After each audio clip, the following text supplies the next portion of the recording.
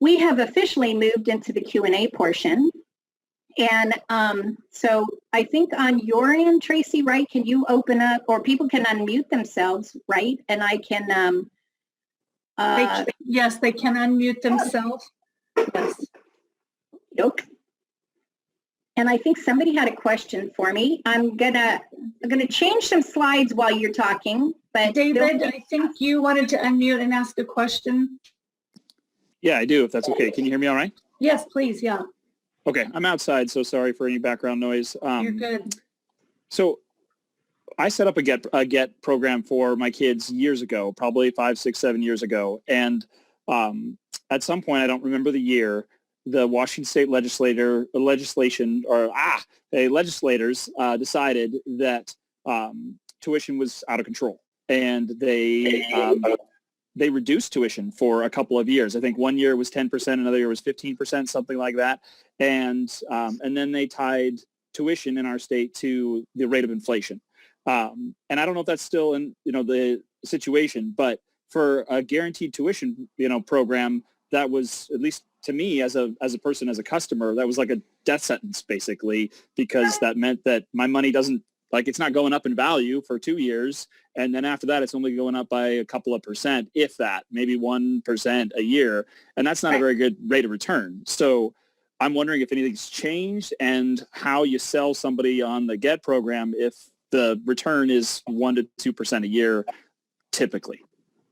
Good question, and thank you for asking it. And a lot has changed since then. So let's back up a lot of time, though. I want to go back a little bit to 1998. So in the early days when the Get program was open, tuition was really only increasing like 2 or 3% at that point in time, too. And there were a lot of people who were like, well, why are we going to do this? Because I can make more if my money's invested elsewhere, right? So logically speaking, even at that point in time, that's a way of thinking about it. Nobody anticipated the type of increases in tuition that was going to happen. Now, what started to happen was, and right around the time that 9/11 happened, tuition skyrocketed in the state of Washington. So it hit in 1998, it had been like 2 or 3%, and then it was slowly growing, and then it was 5 and 7 and 8, and so it was doing this gradual increase, and almost in a way that people weren't necessarily recognizing it. But around the time that 9/11 happened, tuition increased in the state of Washington 16% in 1 year. Bam, there it went. And that was the moment in time. It was like an aha moment, and people said, oh my gosh, I should have thought about this Get program thing, right? Because at the same time, the investment returns were going downward. So tuition went up, investments went downward. So people who had their money just strictly in investment types of accounts now saw great losses, right? So that came a moment.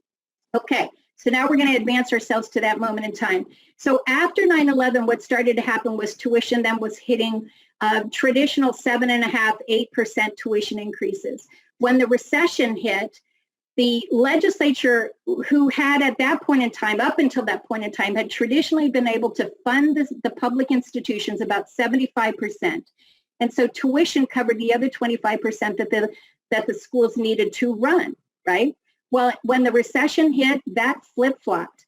And now the state wasn't going to be able to fund institutions at the rate that they were doing. So what they did, tuition was then double-digit increasing. There were 4 years where tuition was increasing. It went like from 10 to 20 up to 18% in a 4-year period of time. So it was astronomical and ridiculous. So imagine a person who had kids that were starting college in that 4-year time frame and trying to retire at the same time. It was terrifying and devastating to them, right? So that happened, then tuition laid flat, and then the legislature did a decrease in tuition because of what had happened there. So back to the Get program and what we did. When the legislature the legislature was the one who made the decision about tuition increases, tuition flatlines, and tuition decreases, right? So this was not us doing that. It wasn't the Get program or the committee doing that. It was the legislature's direction. So what ended up happening was when the legislature then decided that they were going to do a 2-year decrease in tuition, the Get program closed for new enrollments. That was a period of time you do not invite people into a plan that you are unsure about what's going to happen. And that was even for us too, right? So we closed for new enrollments. And through a lot of work, including work with the legislature and the state actuary's office. And one other thing I want to mention here too is part of the GET account includes a reserve component. There's always been a reserve pot so that when things happen like this, tuition goes down, investment or goes up or things like that, the reserve was always in place to make sure that every person who had a GET account would be whole. Now, whole doesn't mean you make a lot of money. Whole meant that you were at even point, at least minimum what you put in. So when we closed for new enrollments and then tuition decreased, the reserve pot was there. So we weren't trying to bring new people in at that point. We repriced units for people. We changed our cancellation policy, refund policy, and gave people the option to roll out their money without losses at the value that it was then before the decrease came into play and move their money if they so choose. Now, at that point, the one thing you should visualize here too is we did not have Dream Ahead yet. We only had the GET program. So the only option people had if they didn't want to keep it in GET was move it to Dream Ahead or move it to another state's 529 plan. So what emerged out of that too was this conversation at the legislature about bringing on a traditional 529 plan in the state of Washington. And that's how Dream Ahead came about, right? So now what has happened since then? Most people stayed in GET, right? Some people rolled out, some waited for Dream Ahead. Now, a few years after all that was being done, all that work was being done, there was a new bill that passed because the reserve component was now well overfunded. So there was I can't remember what they call it. There was a period of time where they gave people the option to roll over to the Dream Ahead account, and there was a bump up in the value of the account, but it was a one-time rollover opportunity. So some people rolled over because they got such a huge bump in the value of what it was going to be worth. It was over tuition.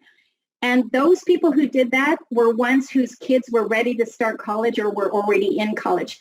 And it made absolute sense. Why would you keep it here if tuition is only growing 2% if I can move it there and use it right now at a much higher value? So some people did that. Some people stayed in GET. I was one of them because my grandchildren were not in college yet. And I didn't know what was going to happen in the next 15 years. And I'm still comfortable with even if the return is only 2%, I'm comfortable with that. I'm a conservative investor, right?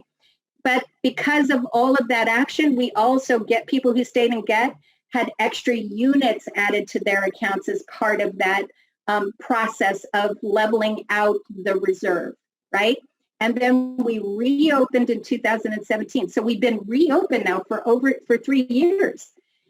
Reopened in 2017 at a lower unit price. And since then, tuition has been back at the rise. So the unit price has gone accordingly.